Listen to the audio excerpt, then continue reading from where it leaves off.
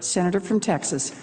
Madam President, I'd like to briefly explain for people watching the back and forth that just occurred what's going on here, because it's easy to not understand everything that's happening, and there are really three things going on here. Number one, what we're unfortunately seeing is the Senate holding one bill hostage in order to try to force through another unpopular bill. There are two bills concerning the Internet. The first is the Internet Tax Freedom Act. That has been in place for over a decade. It's had bipartisan support. It has been championed by the senator from Oregon, who's been an outspoken and passionate advocate of making sure that when you and I go and sign up for the Internet, we don't face taxes for getting Internet service. And it's worked very, very well.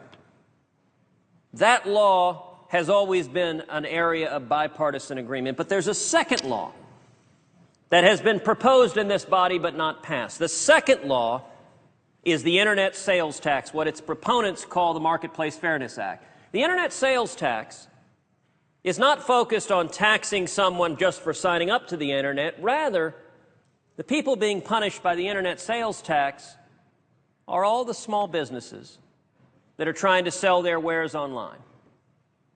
And there are a number of members of this body, a number of senators, who very much want to impose taxes on those small businesses in 9,600 jurisdictions nationwide. What is happening here right now is, even though no one has serious objections to the Internet Tax Freedom Act, we are unfortunately seeing our colleagues from the Democratic side of the aisle hold that bill hostage in an effort to try to force through the Internet sales tax. And I would note that the reason my friend from New Hampshire had no choice but object to the 2-month proposal is the 2-month time period was not picked out of a hat.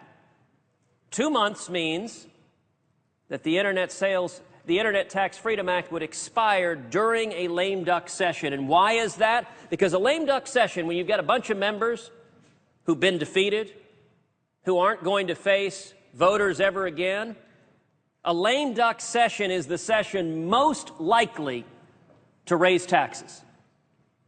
And so why is it that there's an effort to extend this just 2 months, so when the Internet Tax Freedom Act expires in the lame duck, that members of this body who've just lost their election, who are immune from democratic accountability, will all come together and say, okay, now let's pass the Internet sales tax? We shouldn't be holding the Internet hostage to the rapacious desire of tax collectors. A second point I want to make about what's going on here. This is about discriminatory taxes, not about federalism. My friend, the senator from North Dakota, was a learned attorney general who talked about the 10th Amendment and federalism, and I welcome seeing friends of mine on the Democratic side of the aisle embrace the 10th Amendment. I look forward and hope aspirationally that friends on the Democratic side of the aisle will embrace the 10th Amendment on other issues. I would note, however, that the constitutional history, we were told, was a little bit off. Because if you look at the history of our country, originally we had the Articles of Confederation. The Articles of Confederation allowed states to enact discriminatory taxes against each other. And it led to chaos. It didn't work. And one of the reasons our Constitution was adopted was to prevent discriminatory taxes, one state picking on another state. And so Congress is given the authority to regulate interstate commerce. It is precisely to prevent a little mom and pop selling online from being forced by 9,600 jurisdictions nationwide to collect all of those taxes. If you are living and working in the state of Texas, you shouldn't have to collect taxes for New York or California, for politicians you don't get to vote for politicians you don't get any input on. You shouldn't be forced to collect their taxes. Indeed, the approach of the members of this body who want to pass the Internet sales tax recall President Reagan's famous admonition that the approach of government is, if it moves, tax it. If it keeps moving, regulate it. And if it stops moving, subsidize it. Madam President, why don't we stop it at the outset? The internet is moving and is generating entrepreneurial steam throughout this country. We haven't been taxing it. Let's not start now. And the third and final point I'll make about what this exchange is about is, more than anything, this exchange is about crony capitalism. I would note that the presiding officer today has been quite passionate discussing the corruption in Washington that favors big business. What we just saw on this Senate floor illustrates that as powerfully as anything that has happened this year. Because what is the internet sales tax all about?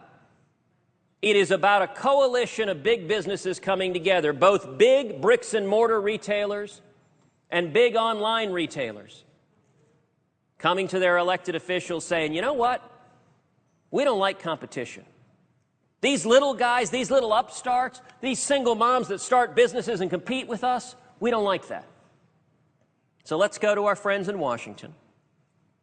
Our friends, mind you, who we hold campaign fundraisers for, who we contribute to their campaigns, and let's get the United States Congress to come together and hammer every small online business we can. That's what we're seeing. This is crony capitalism. This is a law designed to benefit big companies and hurt small startups. Madam President, the beauty of our country is that anybody can come to this country with nothing, but with a hope and a dream and a vision, and achieve anything. And it is because the entrepreneurial vibrancy of this country gives the little guy a chance.